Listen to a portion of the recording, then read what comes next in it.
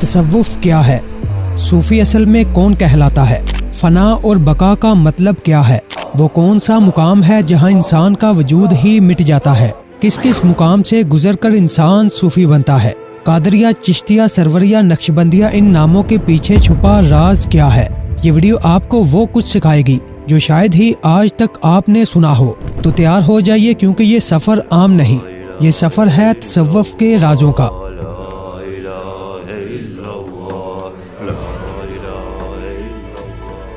तसव्वुफ एक गहरा, वसी और हमागीर मौजू है जिसने सदियों तक इस्लामी दुनिया की रूहानी और मुआशरती जिंदगी पर गहरे असरात मुरतब किए।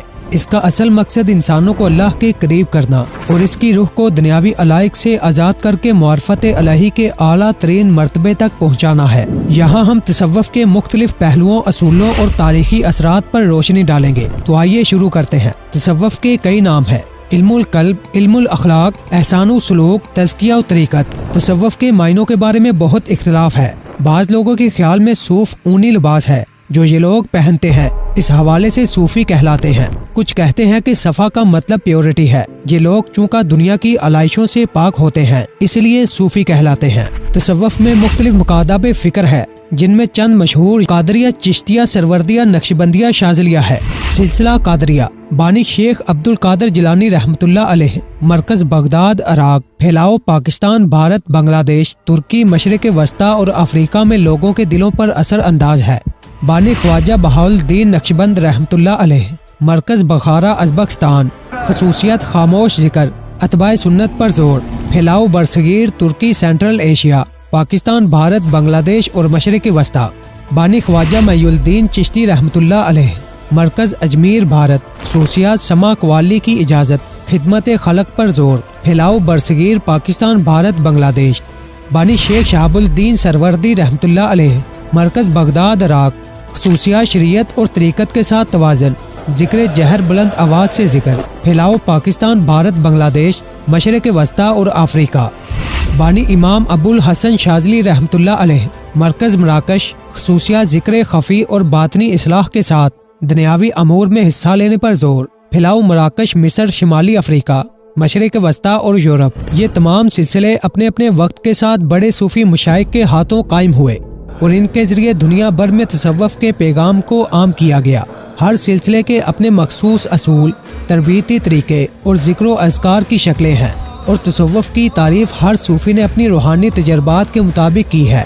हज़रत जुनैद बगदादी रहमतुल्लाह अलैह के मुताबिक तसव्वुफ ये है कि तुम्हारा ज़ाहिर व बातिन यकसा हो और तुम अपने दिल को हर तरह की अलाइशों और मखलूक की मोहब्बत से पाक रखो। दाता गंज बख्श रहमतुल्लाह अलैह ने तसव्वुफ को अखलास और एसार का नाम दिया है। हज़रत मारूफ करखी रहमतुल्लाह अलैह के मुताबिक तसव्वुफ ये है कि इंसान मखलूक की खिदमत करे और मखलूक के लिए नफ़ा बख्श बने। शेख अब्दुल कादिर जिलानी रहमतुल्लाह अलैह ने अपनी किताब सरल असरार में वलायत के बाब में बहस करते हुए तसव्वुफ का ये मायने बयान किया है कि लफ्ज़ तसव्वुफ 4 हरूफ का मजमुआ है। तसव्वुफ के पहले हर्फ ता से मुराद तौबा है। ये तौबा अज़ाए ज़ाहरी और बातनी दोनों की है। ज़ाहिर की तौबा गुनाहों और मुखालफत को छोड़कर ताअत की तरफ जाना है और बातन की तौबा ये है कि इसका कल्ब और रूह अल्लाह के हर अमर के साथ मुवाफिक हो जाए। उसाफ़े मज़मूमा और अखलाक रज़ीला को छोड़कर इसका बातन उसाफ़े हमीदा के साथ माला माल हो जाए। जब तक ज़ाहिर व बातन के एतबार से इस तरह की तौबा नहीं करता, इस वक्त तक वो वली तसव्वुफ के ता का सफ़र मुकम्मल नहीं करता। तसव्वुफ का दूसरा हर्फ स्वात है। जब ज़ाहिर व बातन ताइब हो जाए तो स्वात में सफ़ाए कल्ब और सफ़ाए सिर है, यानी दिल सफ़ाते बशरिया से पाक कर दिया जाए और दुनिया के अलाइक और शहवतों के साथ दिल ना लगे। दुनिया के अलाइक से मुराद ये है कि कसरत ताम, कसरत कलाम, कसरत नूम ना रहे। कसरत के साथ दुनियावी मालो दौलत की दिलचस्पियाँ, हब्बे मालो औलाद ना रहे। अगर इन तमाम अलाइक दुनियावी से दिल पाक हो जाए तो गोया इसने तसव्वुफ की राह में स्वाद का सफ़र मुकम्मल कर लिया। गोया मासवी अल्लाह के जो कुछ है इससे करार ना मिले जब तक खुदा का जिक्र ना हो। इसका दिल बेरगबत और जिंदगी बेमज़ा रहे। इसलिए अल्लाह वालों की अलामत यह है कि वो दिन में बेकरार होते हैं और रात को मुसल्ले पर बाकरार होते हैं। जो लिज्जत वो सजदों में पाते हैं वो लिज्जत आरामदा बिस्तर पर नहीं पाते जब तक तबीयत के ये मिलानात बदल ना जाए। तसव्वुफ में स्वाद का सफ़र तय नहीं होता। तसव्वुफ में तीसरा हर्फ वाव है। वाव में वलायत है। ता और स्वाद की 2 मंजिलें तय करके तीसरे मर्तबे पर बंदा वली बनता है। ज़ाहिर बातन की बाकमालो बातमाम, तोबा और कल्बो सिर की बातमामो बाकमाल सफ़ा के मरहले जब अबूर हो जाएं तो सूफी तसव्वुफ़ की राह में वलायत पर आता है। इस मुकाम पर इसके अपने अखलाक ख़त्म हो जाते हैं और खुदा के सारे अखलाक इस पर नाफज हो जाते हैं। फिर तखलकवा बा अखलाक अल्लाह के मज़दाक़े वली के अपने अखलाक नहीं रहते, बल्कि अल्लाह के अखलाक का रंग इसके अंदर जागज़ी हो जाता है। तसव्वुफ़ में चौथा हर्फ फे है। सवाल ये है कि बंदा अल्लाह की मोहब्बत में किस तरह फना होता है। इसका जवाब ये है कि जिस तरह अल्लाह ताला सिर्फ मुसलमानों का रब नहीं बल्कि वो हर एक को अता करता है, ख्वाह कोई उसे माने या ना माने, हर एक के लिए इसकी रबूबियत आम है। इसी तरह वली अपनी वलायत में इस दर्जा का हामिल होता है कि इसके कल्ब में रहमत आमा मौजूद होती है। कोई जो कुछ चाहे इसके साथ सलूक करे, वो तहम्मुल व बर्दाश्त का मुजाहरा करता है, खंदा पेशानी से पेश आता है, इंतकाम नहीं लेता, नफरत व हकारत इससे कोसों दूर होते हैं। गोया वो अपने नफ्स से फना हो जाता है। फिर वो अल्लाह ताला के अखलाक के रंग में इस कदर रंगा जाता है कि हदीस मुबारका के मज़दाक इसकी आँख में अल्लाह ताला का नूर होता है, कान में अल्लाह की समायत होती है, इसके ज़ौक़ में अल्लाह रब्बुल इज़्ज़त का अमर होता है, इसके चलने फिरने में अल्लाह ताला की तरजीहात होती हैं। वलायत इस वक्त तक मुकम्मल नहीं होती जब तक बंदा के अंदर ये सफ़ात ना हो, यानी जब तक बंदा अल्लाह की रजा में फना ना हो और खुदा की रजा के साथ इसकी बका ना हो, इस वक्त तक इसकी वलायत कामिल नहीं होती। तसव्वुफ़ की असल तज़किया नफ्स और इस्लाह बातन पर मबनी है। इसकी बुनियाद कुरान और सुन्नत पर है। कुरान करीम में इरशाद है, बेशक वो शख्स कामयाब हुआ जिसने अपने नफ्स को पाक किया। अहदीस में भी तसव्वुफ़ के असूलों की बुनियाद मिलती है। नबी अकरम सल्लल्लाहु अलैहि वसल्लम ने फरमाया, अल्लाह तुम्हारी सूरतों और तुम्हारे मालों को नहीं देखता, बल्कि वो तुम्हारे दिलों और तुम्हारे अमाल को देखता है। और यही वो तसव्वुर है जो तसव्वुफ़ के बुनियादी असूलों में शामिल है। दुनिया में हर दौर, हर तबके और हर मजहब में ऐसे लोग नजर आते हैं जो दुनिया को भाईचारे, अमन, प्यार, मोहब्बत और बाहमी अखुवत का पैगाम देते हैं। यही लोग सूफी कहलाते हैं। ये लोग किसी दुनियावी माशूका की आंखों में नहीं बल्कि अल्लाह की ज़ात में खुद को खोने और इसकी हकीकत को जानने की मतलाशी होते हैं। आज दुनिया दहशतगर्दी के हाथों परेशान है और ऐसे लोगों की तलाश में है जो दुनिया को अमन की राह पर गामजन करे। दुनिया इंतहा पसंदी और दहशतगर्दी के खात्मे के लिए अमन और भाईचारे का फरोग चाहती है। इसलिए दुनिया भर के अहले इल्म, दानश्वर या सोशल साइंटिस्ट सूफीज़म के हवाले से काम कर रहे हैं। सूफीज़म दुनिया में एक तहरीक के तौर पर रोशनास हो रहा है, इसलिए कि अक्लो दानिश के मुताबिक भाईचारा और अखुवत एक अफाकी पैगाम है जो सारी दुनिया के अमन पसंदों का ख्वाब है। हर रंग, हर नस्ल और हर मजहब के लोगों के दिलों में खुदा की जुस्तजू और इसके इंसानों से प्यार का पैगाम पहना है। यही सूफी अज़म है। सूफी अज़म जो आज हर अमन के मतलाशी है और मेरा भी अकीदा है। और इस अकीदे के मुताबिक आज के जदीद दौर में सोशल साइंटिस्ट सूफी अज़म की तारीफ कुछ यूँ करते हैं कि हर दौर में सूफिया इंसानों को अपनी तरफ बुलाते रहे, इसे अमन और भाईचारे का दर्स देते रहे। बड़ी तादाद में लोग इनसे फैज़याब होते रहे। लोगों की बड़ी तादाद सूफिया के गिर्द देखकर बहुत से हुक्मरान इन लोगों के दुश्मन भी हुए, इन्हें नुकसान भी पहुंचाया, मगर लोगों के सूफिया से प्यार और अकीदत में कभी कमी ना आ सकी। सूफियों का एक ग्रोह इन लोगों पर मुश्तमिल है जिन्होंने अल्लाह तक रसाई के लिए अल्लाह की मोहब्बत का रास्ता अपनाया। वो समझते हैं कि अल्लाह की खुशनुदी हासिल करने के लिए वही तरीका अख्तियार किया जाए जो तरीका महबूब को खुश रखने के लिए इस्तेमाल किया जाता है। इन लोगों ने बुनियादी इबादतों के अलावा अपनी इबादत में अल्लाह के बाज नामों का विर्द भी शामिल कर लिया। फाका कशी और शब्बे बेदारी को अपना शार बना लिया।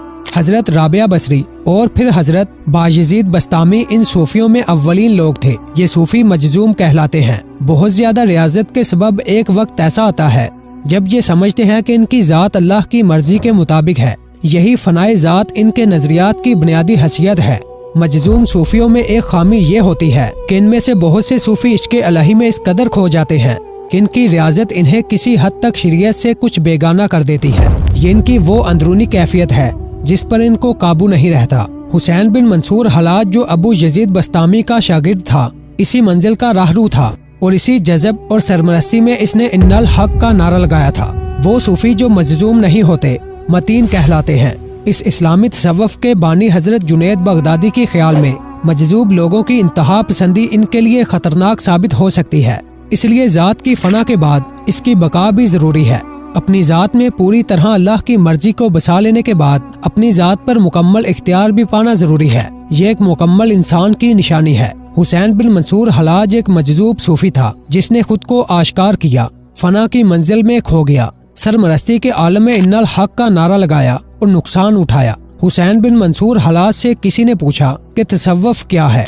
हंस के जवाब दिया, जो कुछ तुम देख रहे हो, मगर ये इब्तदाई मंजिल है। इस वक्त तक हुसैन बिन मंसूर हलाज को टिकटिकी पर बांधकर 300 कोड़े लगाए जा चुके थे। हर कोड़े पर पुरइसरार आवाज गूंजती थी। हुसैन बिन मंसूर मुस्कुराता था और अरबी में कुछ शायर पढ़ता जाता था। फिर खलीफा के हुक्म पर इसके दोनों हाथ काटे गए। जलादों ने इंतहाई बेदर्दी से, जालमाना कताऊ बरीज से इसके दोनों कान, नाक, जुबान और आंखें इसके तन से अलहदा कर दी। इसके पाँव कट चुके थे और वो जानकनी की हालत में जिंदा था, मगर इसने उफ तक न की थी। पूछने वाले ने दोबारा पूछा, इससे आला मंजिल क्या है? जवाब मिला, मुझे मार दिया जाएगा और फिर मेरी खाक उड़ा दी जाएगी, इससे आगे मुझे मालूम नहीं। जब सुबह हुई तो हुसैन बिन मंसूर को स्लीप से उतारा गया और जलाद इसे जलाए कत्ल को लेकर गए।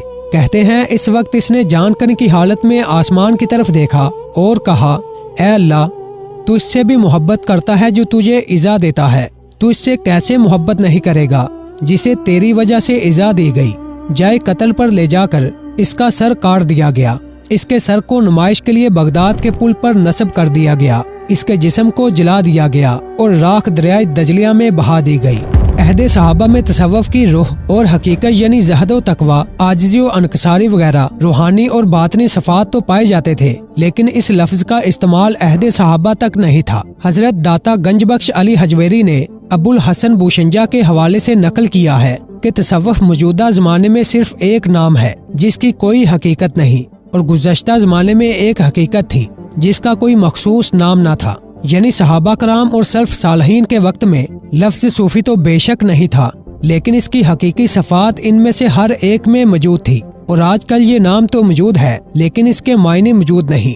उस जमाने में मामला तसव्वुफ से आगाही के बावजूद लोग इसके मदई न होते थे, लेकिन अब दावा है मगर मामलात तसव्वुफ से आगाही मफकूद है। तसव्वुफ असल में अखलाक की पाकीज़गी, बातन की सफाई, आखिरत की फिक्र, कल्ब की तहारत और दुनिया से बेरुगबती का नाम है। तसव्वुफ बंदा के दिल में जहाँ अल्लाह ताला की ज़ात से मोहब्बत और रसूल अल्लाह सल्लल्लाहु अलैहि वसल्लम की अतायत का जज्बा पैदा करता है, वहीं तहम्मुल, बर्दाश्त, हस्न अखलाक, रवादारी और खिदमत खल्क की तरफ भी इंसान को रागब करता है। कुरान और हदीस में इसके लिए ज्यादातर एहसान का लफ्ज़ इस्तेमाल हुआ है, लेकिन इन तमाम नामों का मतलब और मफहूम एक ही है, और वो ये है कि अपने नफ्स को अखलाक हमीदा से मजीन करना और अखलाक रजीला से पाको साफ करना। अल्लाह ताला ने कुरान में सादिकीन, मुखलिसीन, मोहसिनीन, आबदीन, खाशीन, साबरीन, औलिया, अबरार वगैरह नामों से अपने नेक और सालहा बंदों का जिक्र किया है। सदक, अखलास, एहसान, अबादत, खशुआ, खशू, फिक्र, तवक्कल, सबर, शुक्र चूँका सूफिया की सफ़ात है, इसलिए ये कहना दुरुस्त है कि सूफिया मुआयनी तौर पर इनमें शामिल है। इसी तरह कुरान में तौबा, अनाबत, अखलास, सबर, शुक्र, रजा, तवक्कल, कर्ब, खौफ, रजा, मुशाहदा, यकीन वगैरह की तारीफ आई है। यही चीजें तसव्वुफ में अहवाल या मुकामात कहलाती हैं। कुरान में दुनियावी जिंदगी को लहू लाभ और धोखे की पूंजी कहा गया है। ये चीज तसव्वुफ की असास है और कुरान हकीम में अखलाक हसना पर खास जोर दिया गया है।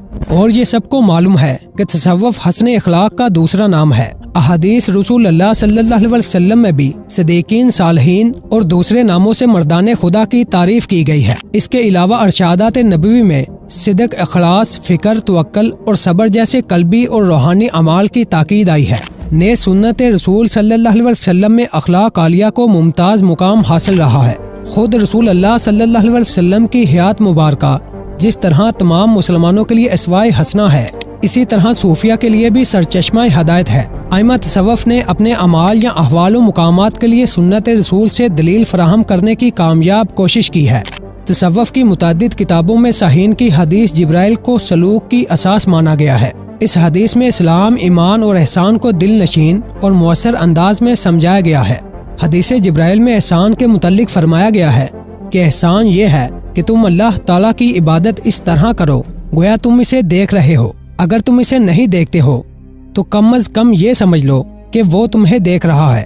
शाह अब्दुल हक मुहद्दिस दिलवी ने मज़कूरा हदीस की शरह करते हुए लिखा है, खूब समझ लो दीन की बुनियाद और इसकी तकमील का इन्हसार फ़िक़्ह कलाम और तसव्वुफ़ पर है। और इस हदीस शरीफ में इन तीनों का बयान हुआ है। इस्लाम से मुराद फ़िक़्ह है क्योंकि इसमें शरीयत के अहकाम और अमाल का बयान है, और ईमान से मुराद अकायद है जो इल्म कलाम के मसाइल हैं, और एहसान से मुराद तसव्वुफ़ है जो सदक दिल से तवज्जा अल्लाह से इबारत है।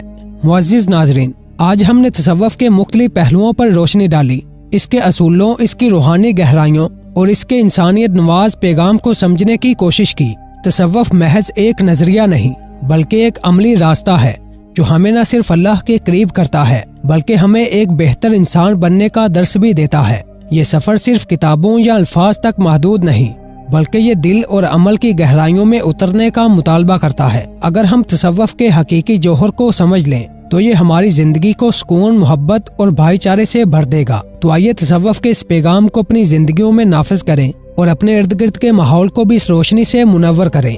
हम आपके साथ अगली मुलाकात में एक नए मौजू के साथ हाजिर होंगे। तब तक के लिए अल्लाह हाफिज।